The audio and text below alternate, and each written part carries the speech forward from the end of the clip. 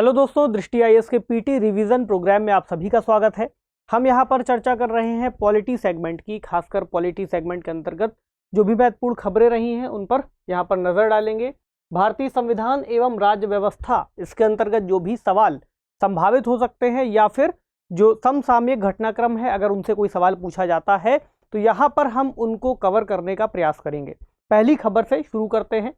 लद्दाख को छठी अनुसूची में शामिल करने की एक मांग काफी समय से चर्चा में थी, जिस वजह से ये मुद्दा चर्चा में है। क्या बातें हैं? तो लद्दाख को छठी अनुसूची में शामिल करने की मांग क्यों की जा रही थी? इसका दरअसल सीधा सीधा मतलब यह है कि लद्दाख को छठी अनुसूची में शामिल करने के तहत लद्दाख को एक विशेष राज्य का दर्जा दिए जाने की बात की जा रही थी, जिसके अंतर्गत लद्दाख के अंतर्गत जो भी संस्थाएं मौजूद हैं उसमें स्थानीय लोगों की जो व्यवस्था है वह मजबूत हो सकेगी, स्थानीय लोगों की भागीदारी और स्वायत्तता उनकी मजबूत हो सकेगी। तो स्थानीय आबादी की भूमि, रोजगार और सांस्कृतिक पहचान की सुरक्षा के लिए ऐसी बात कही गई। तो जम्मू और कश्मीर पुनर्गठन अधिनियम 2019 के तहत जब लद्दाख को भी पुनर्गठित किया गया, तब जम्मू और कश्मीर को एक विधानसभा के साथ एक केंद्र शासित प्रदेश बनाया गया, जबकि लद्दाख को बिना विधानसभा के एक केंद्र शासित प्रदेश बनाया गया। ये बात आप सभी लोग जानते हैं।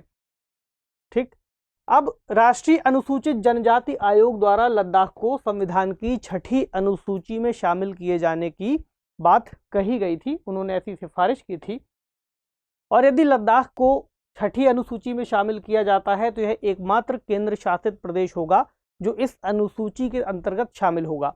वर्तमान में छठी अनुसूची में कौन कौन से राज्य शामिल हैं? असम, त्रिपुरा, मेघालय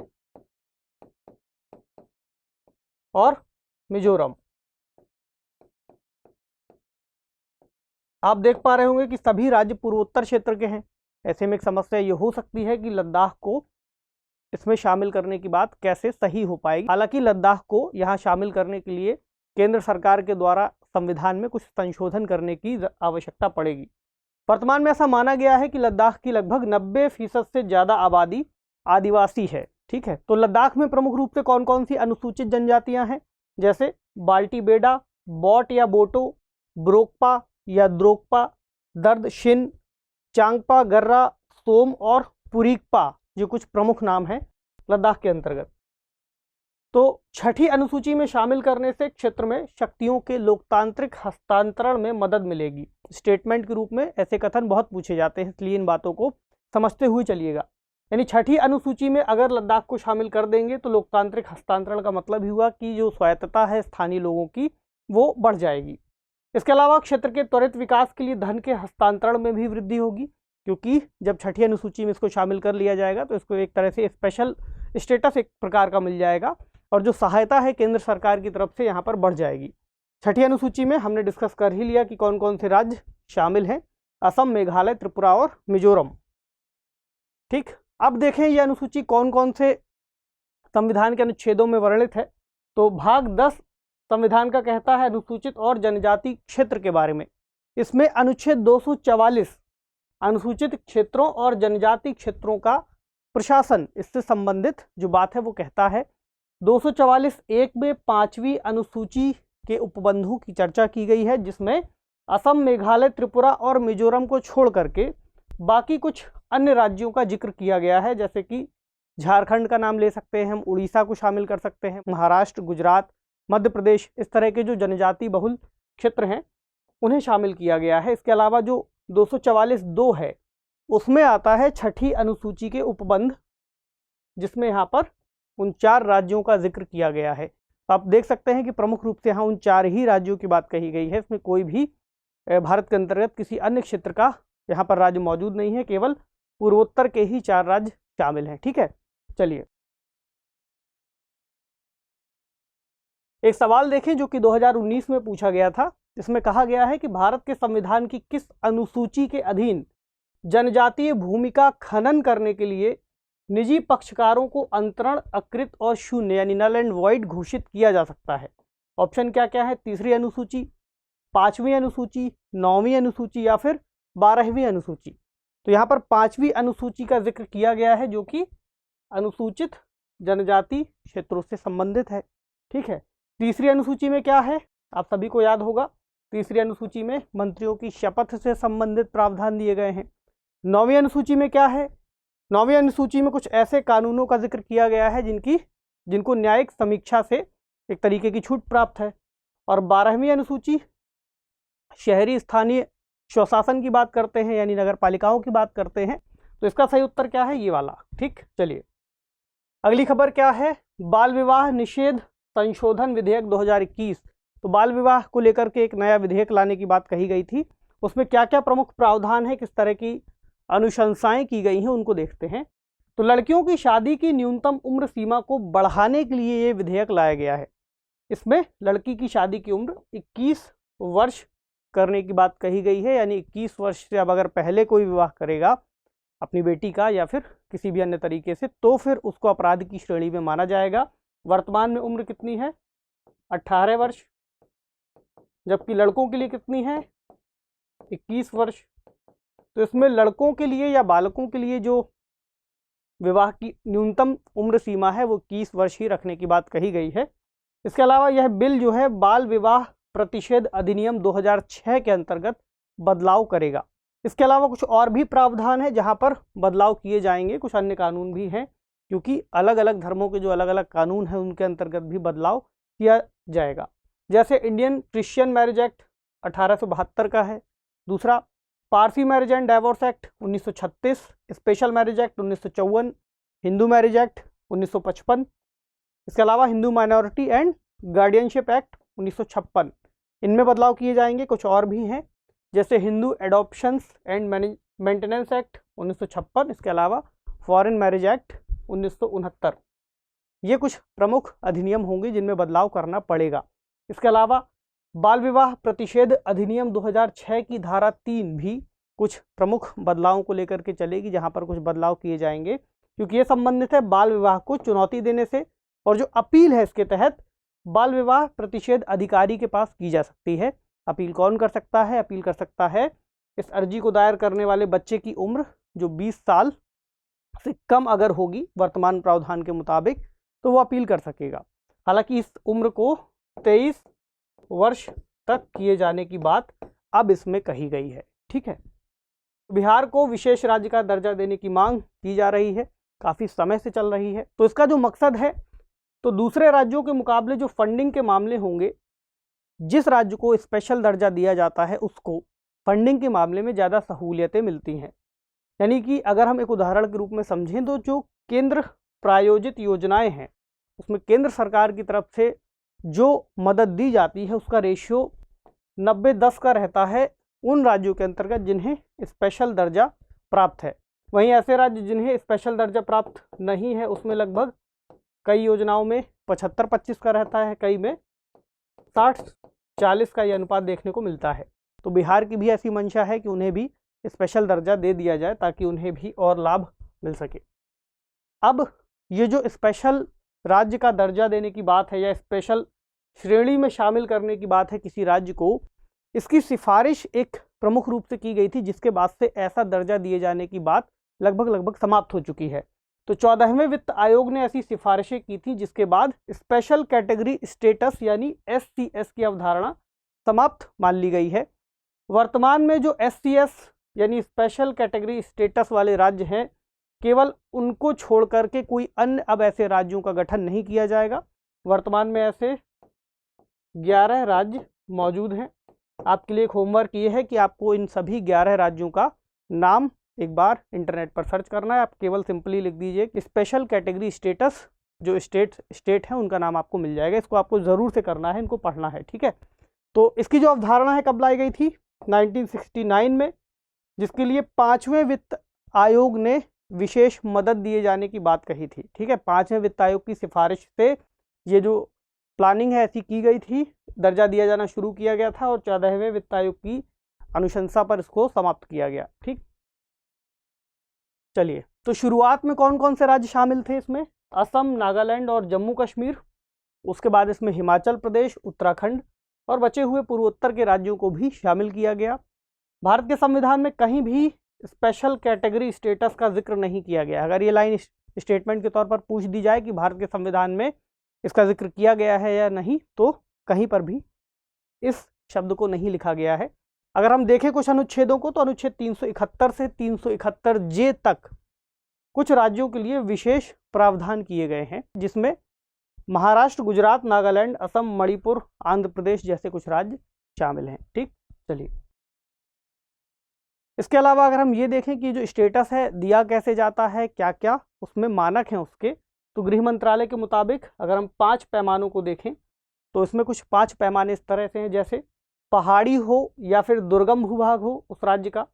अगला, वहाँ पर कम जनसंख्या घनत्व हो या फिर जनजातीय आबादी का एक बड़ा हिस्सा मौजूद हो, या फिर पड़ोसी देशों की सीमा के साथ सामरिक अवस्थिति हो, इस तरह से आर्थिक और ढांचागत पिछड़ापन हो, इसी तरह से विकासात्मक वित्त की कम उपलब्धता हो, यानी जो फंडिंग है राज्य के अंतर्गत, जो उनके कलेक्शंस है इतने नहीं हो पा रहे हैं कि वो डेवलपमेंट के कामों को ठीक तरीके से बढ़ा सकें। तो ये कुछ प्रावधान हो सकते हैं। अब एक सवाल देखें इस पूरे न्यूज़ से संबंधित क्या है।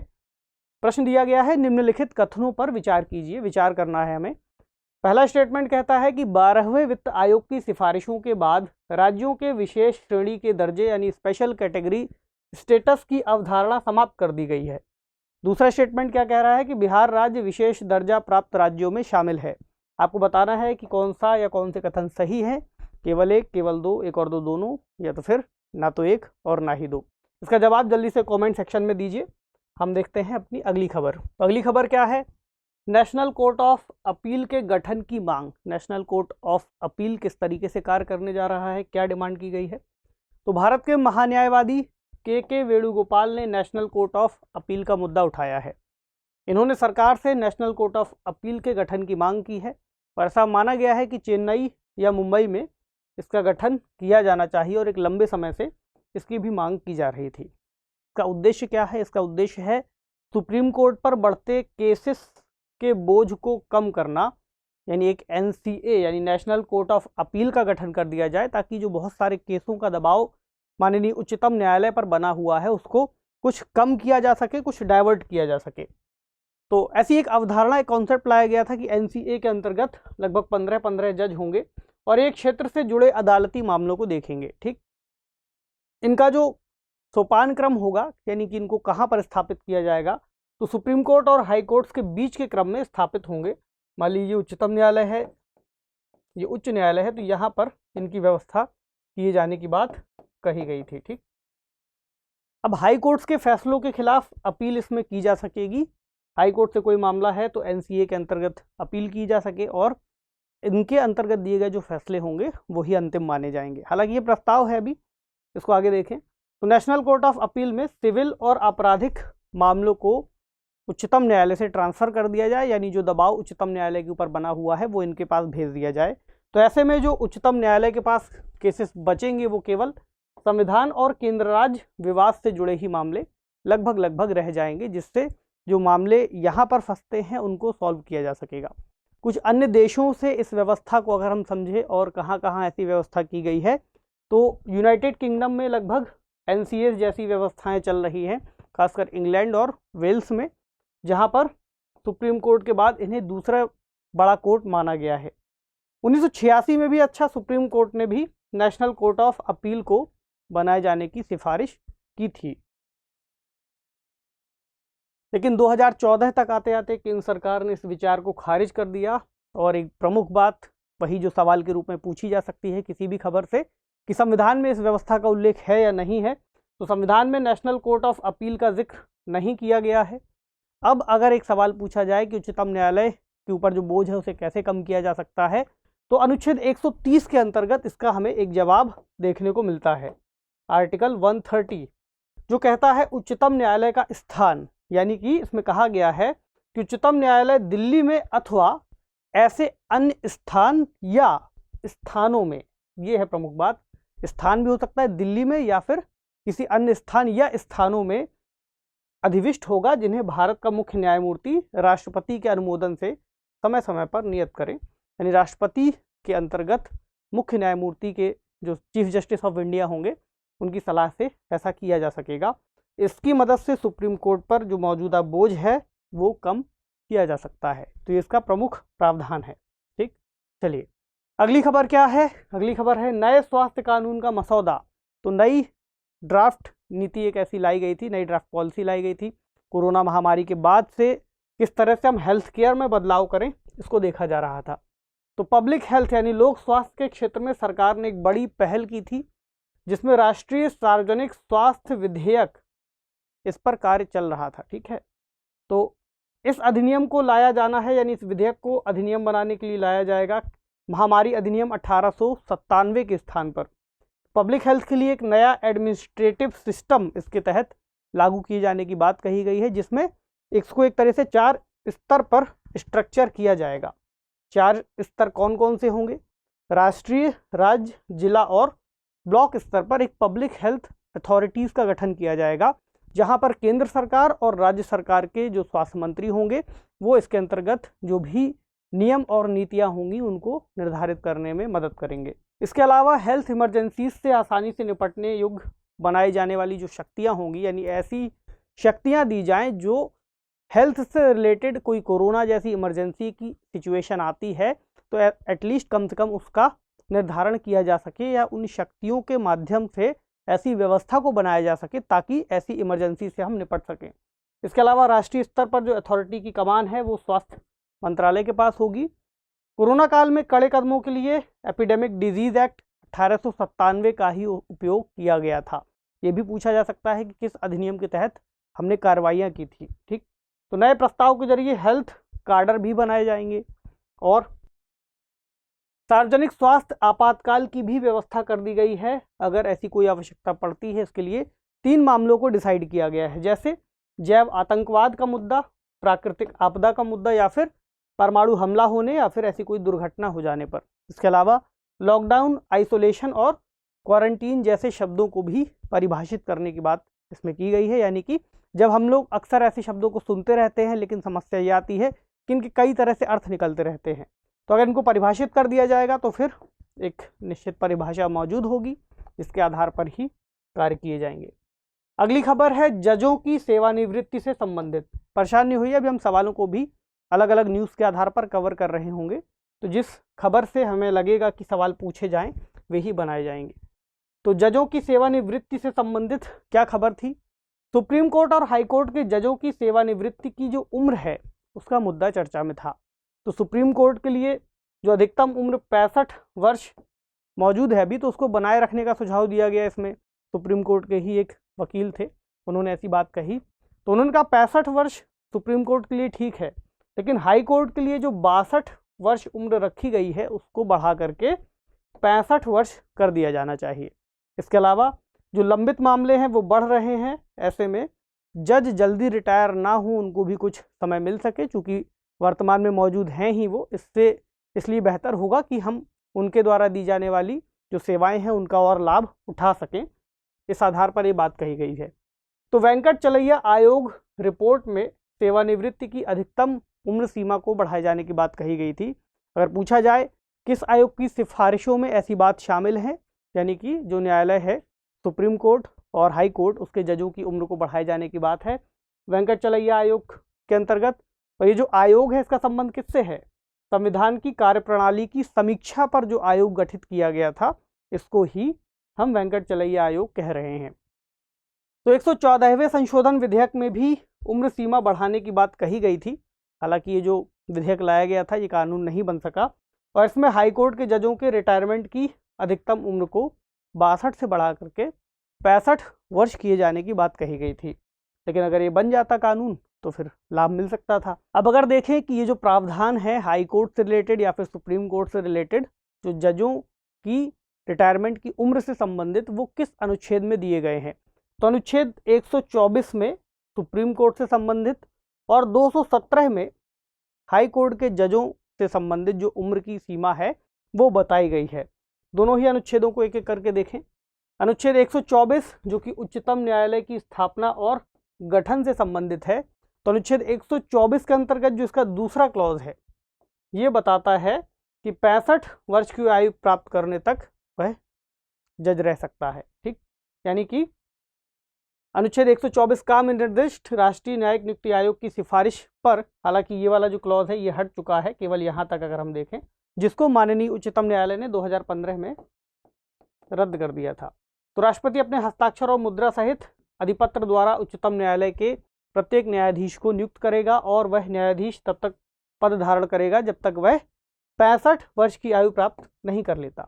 ठीक, इसके अलावा उच्चतम न्यायालय के न्यायाधीश की आयु ऐसे प्राधिकारी और ऐसी रीति से अवधारित की जाएगी जिसका संसद विधि द्वारा उपबंध करे, यानी संसद के जरिए जो इनकी उम्र है इसका निर्धारण किया जा सकता है।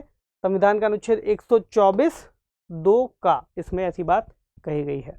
अब अगला प्रावधान देखिए हाईकोर्ट वाला।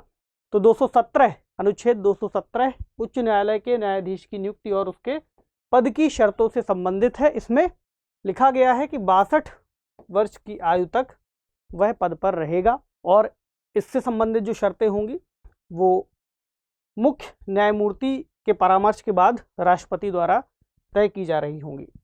ठीक, अब हाईकोर्ट के जजों की जो सेवानिवृत्ति की अधिकतम उम्र हमने देखी जो 62 वर्ष है, वो हमेशा से 62 वर्ष नहीं थी, पहले वो 60 वर्ष तक थी। इसको 15वें संशोधन के जरिए 1963 में बढ़ा करके 62 वर्ष किया गया था। कब किया गया था? 15वें संविधान संशोधन के जरिए। तो ये जो प्रावधान है ये हाई कोर्ट के अतिरिक्त या कार्यकारी जजों के लिए भी हैं। इसके अलावा सुप्रीम कोर्ट और हाई कोर्ट के जजों की रिटायरमेंट एज में संसद बदलाव कर सकती है, जैसा कि हमने देखा। ठीक, एक सवाल देखें जो 2019 में पूछा गया था। इसमें कहा गया है निम्नलिखित कथनों पर विचार कीजिए, और 4 स्टेटमेंट दिए हैं। इसमें दिया गया है पहला स्टेटमेंट कि न्यायाधीश जांच अधिनियम 1968 के अनुसार भारत के उच्चतम न्यायालय के किसी न्यायाधीश पर महाभियोग चलाने के प्रस्ताव को लोकसभा के अध्यक्ष द्वारा अस्वीकार नहीं किया जा सकता।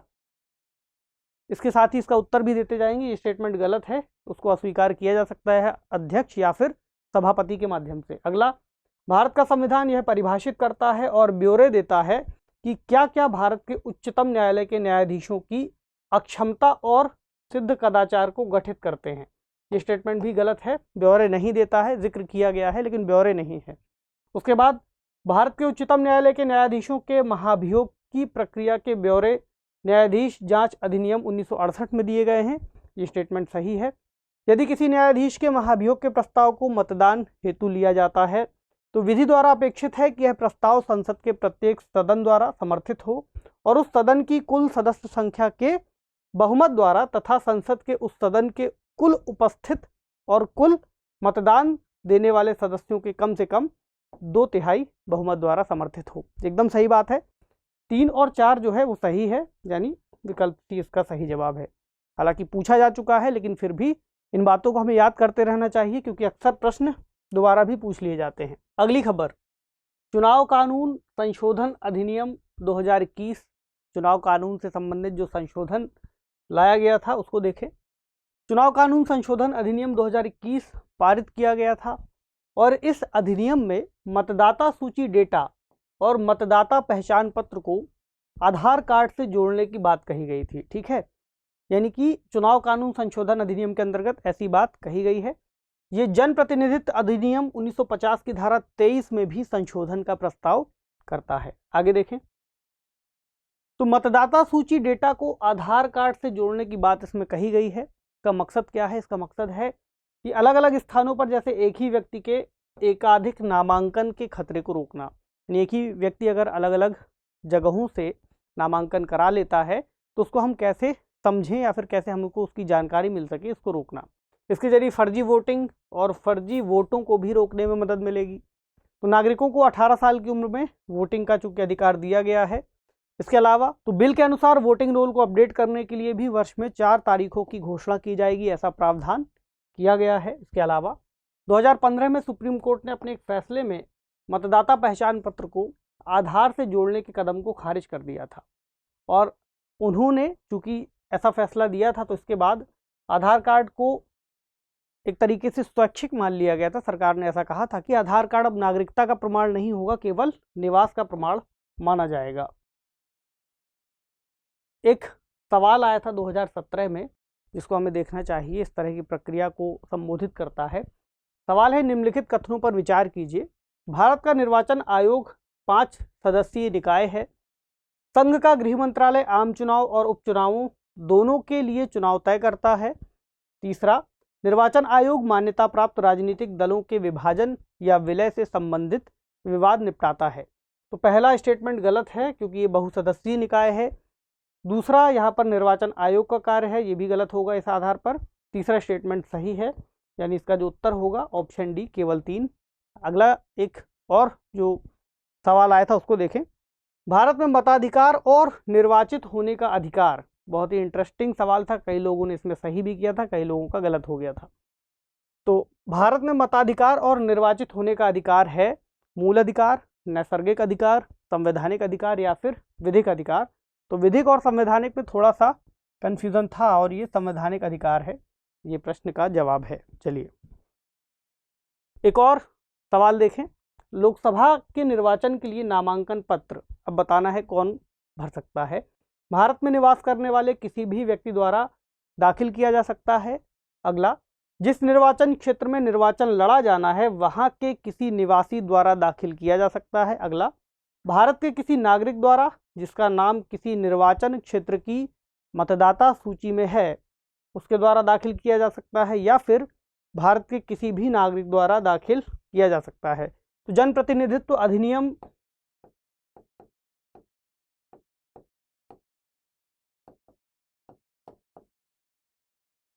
1951 के अंतर्गत इस बात को निश्चित किया गया है कि कौन कौन लोग जो नामांकित नहीं होंगे वे एक तरीके से अपना नामांकन पत्र दाखिल नहीं कर पाएंगे। तो इसका जो सबसे सही उत्तर माना जाएगा वो है ऑप्शन सी, यानी भारत के किसी नागरिक द्वारा जिसका नाम किसी निर्वाचन क्षेत्र की मतदाता सूची में शामिल है वही ऐसा नामांकन पत्र दाखिल कर सकता है। हालांकि पूछा जा चुका है, लेकिन वही बात कि रिवीजन के लिए बहुत ही महत्वपूर्ण है ऐसे सवाल और ऐसे स्टेटमेंट, उनको बार बार हमें समझना जरूरी है। ठीक, चलिए तो एक और खबर लेते हैं। आपराधिक प्रक्रिया पहचान अधिनियम 2022, इसमें क्या क्या प्रमुख प्रावधान है। इसको कहा गया है क्रिमिनल प्रोसीजर आइडेंटिफिकेशन एक्ट या अधिनियम 2022 का, इसे पारित कर दिया गया है। तो इसमें पुलिस द्वारा अपराधियों की पहचान के लिए नए सैंपल्स या फिर विधियों को अपनाए जाने की बात कही गई है। पुलिस को और सशक्त बनाया गया है कि कैसे अपराधियों की पहचान को और आसानी और सूक्ष्मता और प्रमाणीकरण के साथ किया जा सके। तो आपराधिक मामलों की जांच के दायरे को भी व्यापक बनाता है और भी कई तरह की बातें इसमें कही गई हैं। जैसे पुलिस को अपराधियों और प्रिवेंटिव डिटेंशन में रखे व्यक्तियों के फिंगरप्रिंट, हथेली के निशान, फुटप्रिंट, फोटोग्राफ, आइरिस और रेटिना स्कैन, भौतिक और जैविक सैंपल्स आदि को इकट्ठा करने और उनका विश्लेषण करने का अधिकार देता है। यानी ऐसे सैंपल्स को बढ़ा दिया गया है पुराने कानून के मुकाबले। इसके अलावा अपराधियों के व्यवहार संबंधी विशेषताओं, उनके सिग्नेचर, उनकी लिखावट आदि को भी रिकॉर्ड करने का प्रावधान इसमें कर दिया गया है। दंड प्रक्रिया संहिता 1973 के तहत किसी अन्य परीक्षण का भी प्रावधान शामिल है। तो रिकॉर्ड्स को इकट्ठा किए जाने की तारीख से 75 वर्षों की अवधि के लिए डिजिटल या इलेक्ट्रॉनिक रूप में रखने का प्रावधान इसमें किया गया है। अगर इससे संबंधित इस खबर को, चूंकि जब ये आई थी तब हमने इन न्यूज़ प्रोग्राम में भी कवर किया था, अगर आप इस खबर को विस्तार से जानना चाहते हैं तो आप इन न्यूज़ प्रोग्राम को सर्च कर सकते हैं और आपराधिक प्रक्रिया पहचान अधिनियम के नाम से आपको वो खबर मिल जाएगी जिसमें इसका एक विस्तृत विश्लेषण आपको मिल जाएगा। ठीक, अभी हम केवल एग्जाम के पॉइंट ऑफ व्यू से इस खबर को देखते हैं। इसके अलावा इसमें अपराधियों का पता लगाने और अदालतों में दोष सिद्धि दर बढ़ाने में भी मदद मिलेगी, क्योंकि अभी तक ये होता था कि जो अपराधी हैं वे बिना सबूत के चलते या फिर सबूतों के अभाव के चलते छूट जाते थे। कई सारी प्रक्रिया को इसमें इसीलिए बढ़ाया गया है ताकि जो साक्ष्यों की उपलब्धता है वो बढ़ सके। इसके अलावा भारतीय संविधान का एक अनुच्छेद है 20(3) और अनुच्छेद 21 के तहत जो इसके विरोध की बात है वो बहुत प्रमुख है। यानी यहाँ तक तो अधिनियम ठीक था, लेकिन आगे चल करके इसका जो विरोध किया गया उसके आधारों को भी देखें तो अनुच्छेद 20(3) और अनुच्छेद 21 के प्रावधानों के अनुसार ये जो प्रक्रिया है इसको सही नहीं बताया गया है। क्या कहता है अनुच्छेद 20(3)? अनुच्छेद 20 चूंकि अपराधों के लिए दोष सिद्धि के संबंध में संरक्षण देता है, तो अनुच्छेद 20 का क्लॉज 3 कहता है किसी अपराध के लिए अभियुक्त किसी व्यक्ति को स्वयं अपने विरुद्ध साक्षी होने के लिए बाध्य नहीं किया जाएगा। एक तरह से इसका उल्लंघन दिखाई देता है। इसके अलावा अनुच्छेद 21 के अंतर्गत जो प्रावधान किए गए हैं राइट टू बी फॉरगॉटन, और निजता का अधिकार, जो उसकी गोपनीय जानकारियां हैं, गोपनीय सूचनाएं हैं, उसकी व्यक्तिगत जानकारियां हैं, उसको संरक्षित करने की बात कह दी गई है। इस आधार पर इसके अंतर्गत भी इसको एक तरीके से विरोधी माना गया है। तो इसके तहत क्या होगा कि भविष्य में नार्को टेस्ट और ब्रेन मैपिंग जैसी जो विवादास्पद आपराधिक जांच की विधियां हैं उनको भी सही ठहराया जा सकेगा कि भाई सबूत तो इकट्ठे किए ही गए थे। इसके अलावा पर्सनल डेटा को लंबे समय तक संग्रहित रखना निजता के अधिकार का उल्लंघन बताया गया है। अब ये जो अधिनियम लाया गया था ये किसकी जगह ले रहा है? The identification of prisoners act 1920 यानी कि बंदी शनाख्त अधिनियम के नाम से एक अधिनियम था जो काफ़ी पुराना हो चुका है, उसकी जगह ले रहा है। और इस अधिनियम में पहचान के लिए केवल फिंगरप्रिंट और फुटप्रिंट को ही एकत्रित करने के लिए अनुमति दी गई थी, जिसको अब काफ़ी अपडेट किया गया है। ठीक है, तो एक सवाल देखें इससे क्या बन सकता है। सवाल है, निम्नलिखित कथनों पर विचार कीजिए। पहला स्टेटमेंट, आपराधिक प्रक्रिया पहचान अधिनियम 2022 में रिकॉर्ड्स को इकट्ठा किए जाने की तारीख से 75 वर्षों की अवधि के लिए डिजिटल या इलेक्ट्रॉनिक रूप में रखने का प्रावधान किया गया है। दूसरा स्टेटमेंट, यह अधिनियम बंदी शनाख्त अधिनियम 1920 के स्थान पर लाया गया है। आपको बताना है कि कौन सा या कौन से कथन सही है, केवल एक, केवल दो, एक और दो, दोनों, या तो फिर ना तो एक और ना ही दो, यानी दोनों ही गलत भी हो सकते हैं। तो कमेंट सेक्शन में जल्दी से इसका जवाब दीजिए। और इस पूरे डिस्कशन में हमने जो भी यहाँ पर सवाल या फिर खबरें डिस्कस की है उनको एक बार जरूर से रिवाइज कीजिएगा। जो आपको होमवर्क दिए गए हैं वो होमवर्क आपको पूरे करने हैं और परीक्षा की तैयारी में लगे रहिए। परीक्षाएं नज़दीक हैं। आप सभी को परीक्षाओं के लिए बहुत बहुत शुभकामनाएं। शुक्रिया।